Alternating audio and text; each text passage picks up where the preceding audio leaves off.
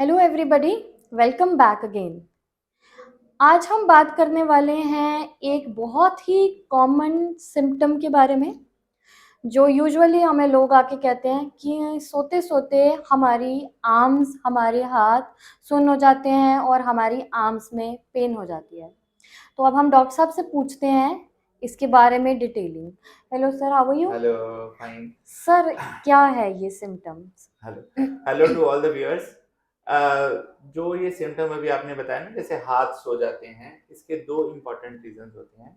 एक एक प्रॉब्लम है जिसको हम कहते हैं कार्पल टनल सिंड्रोम, जिसमें दोनों हाथ सो जाते हैं या एक हाथ सो जाता है और सुबह जब उठते हैं तो बाजू दर्द भी हो रहा होता है। दूसरी प्रॉब्लम है सर्वाइकल स्पॉन्डिलोसिस, सर्वाइकल स्पॉन्डिलोटिक रेडिकुलोपैथी, जिसमें भी जो हाथ हैं वो सो जाते हैं और बाजू में दर्द होता है। दोनों के जो लक्षण है, सिम्टम है, वो एक जैसे होते हैं। जी। सर, तो डिफरेंस क्या है दोनों में? जी। जो कार्पल टनल सिंड्रोम है वो आमतौर पे लेडीज में ज़्यादा होता है। कई बार थायराइड की प्रॉब्लम हो उनको भी ज़्यादा होता है, प्रेगनेंसी में भी बढ़ जाता है। जो कार्पल टनल सिंड्रोम है उसमें जो रिस्ट है, रिस्ट पे जो नर्व है, मीडियन नर्व कहते हैं हम उसको, वो दब जाती है। उसके दबने के कारण जो हाथ है वो सो जाता है, और खास करके अंगूठा और उसके साथ की दो उंगलियां ज़्यादा सोती हैं। और जब पेशेंट सुबह उठता है तो उसके पूरे बाजू में दर्द हो सकती है। तो ये जो सिम्पटम है ये कार्पल टनल सिंड्रोम का है। इसमें जो कॉमन कॉजेज हैं वो मैंने आपको बता दिए। प्रेगनेंसी है, लेडीज में ज़्यादा होता है। कई बार ये एक हाथ में होता है, कई बार दोनों हाथों में होता तो सर, जैसे कई बारी पेशेंट आता है हमारे पास, वो कहता है कि जी ग्रिप नहीं आ रही है, हाथ है। की जी, ग्रिप नहीं बनती, मतलब सपोजिटली कप उठा रहे हैं, कोई जी। चीज़ उठा रहे हैं, उठाया नहीं जा रहा है, तो वो क्या है वाकई में? जो कार्पल टनल सिंड्रोम है इसमें अगर ज़्यादा दिन तक रहे तो हाथ कमज़ोर होना शुरू हो जाता है। जो मसल हैं वो सूखने शुरू हो जाते हैं, हाथ पतला होना शुरू हो जाते हैं। और इसमें खास करके जैसे कोई चाकू यूज़ करते हैं, जो लेडीज़ हैं वो कुछ काटती हैं, उनको काटने में प्रॉब्लम होती है। इसके अलावा जैसे कपड़े निचोड़ते हैं, जब जब जो रिस्ट की पोजीशन है वो चेंज होती है तो ये प्रॉब्लम जो है बढ़ जाती है। तो हाथ ज़्यादा सोता है, ज़्यादा दर्द करता है। इसके अलावा जो दूसरी प्रॉब्लम हमने डिस्कस करी, सर्वाइकल स्पॉन्डिलोसिस। सर्वाइकल स्पॉन्डिलोसिस में क्या होता है कि जो गर्दन है उसमें नाड़ी दब जाती है। तो गर्दन में नाड़ी दबने के कारण जो हाथ है वो सो जाता है, कई बार हाथ कमजोर भी हो जाता है। तो इसमें भी सिम्टम जो है वो मिलते जुलते होते हैं। ठीक है सर, सुन हो जाना सर, तो पेन्स किस में होगी ज़्यादा, सर्वाइकल स्पॉन्डिलाइटिस वाले में या कार्पल वाले में? जो कार्पल टनल सिंड्रोम है उसमें आमतौर पे पूरा बाजू ही दर्द करते हैं। जो सर्वाइकल स्पॉन्डिलोसिस है उसमें एक हम पेन की बोलते हैं, रेडिएटिंग पेन होती है। जैसे गर्दन से शुरू होती है दर्द, बहुत तेज दर्द बाजू की तरफ आती है।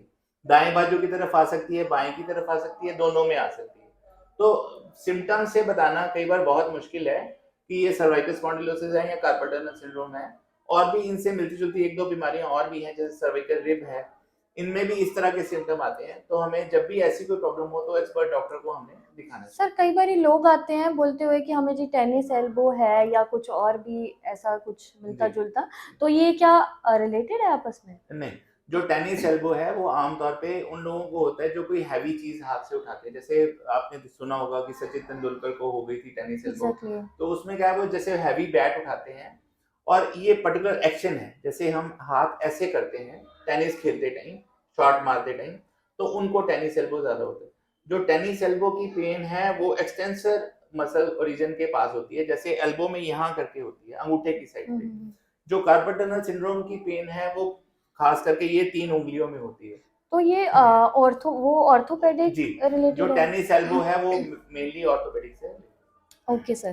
तो इसके बेस्ट पॉसिबल ट्रीटमेंट प्लान्स क्या हो सकते हैं? जी।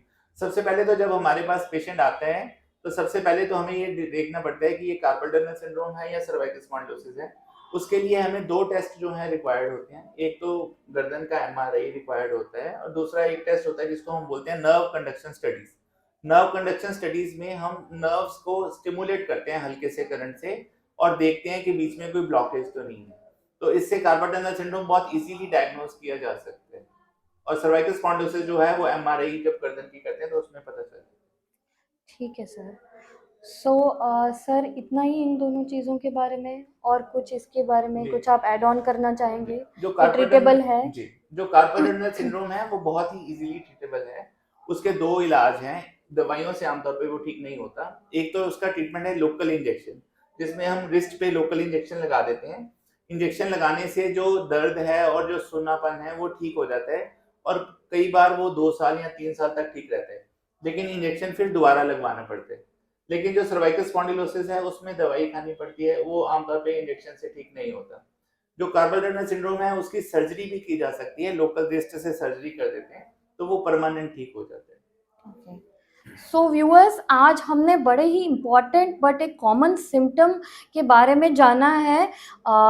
एक्चुअली हर घर में, मुझे लगता है कि हर घर में 10 में से 1 या 2 इंसान को तो होता ही होता है। तो thank you so much for watching. अब इससे रिलेटेड कोई क्वेरीज हो आपको, प्लीज़ काइंडली कमेंट बॉक्स में कमेंट करिएगा। सो काइंडली सब्सक्राइब करें, फॉलो करें एंड लाइक करें हमारा video. Thank you so much. Thank you so much.